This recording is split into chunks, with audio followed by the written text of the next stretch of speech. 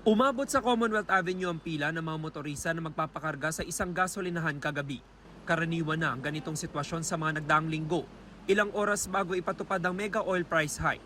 Ang jeepney driver na si Erenio, mahigit 3 litro lang ng diesel ang naipakarga dahil 350 pesos na lang daw ang hawak niyang pera. Dagdag yan sa naunang ginastos na 1,200 pesos sa krudo sa 10 oras sa pamamasada. Todo kayod siya dahil wala pang maiuwing kita sa pamilya. Ang hirap talaga. Hirap talagang kita talaga.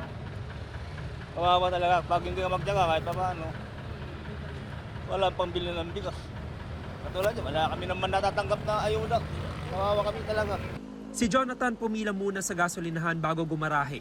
2,400 pesos daw sa kabuuan ng gastos niya sa diesel. Kaya kahit ibinaba na ng kanyang operator ang boundary, maswerte na raw kung makapag-uwi siya ng 300 pesos. Lalong mahirap ngayon, hindi naman nagdagan ng pamasahe. Kahit piso, wala, hindi natuloy. Hiling ng mga jeepney driver mabigyan na rin sila ng ayuda ng gobyerno. Kahit pa paano, makatulong man lang sa amin yung ayuda sir eh. Dahil sa sobrang taas ng gasolina eh. Yung tulong na ibigay na ayun, di pang diesel na. Pang dagdag sa diesel. Bukas sisimula ng pamamahagi ng 5,000 pisong ayuda sa mga jeepney driver sa Metro Manila.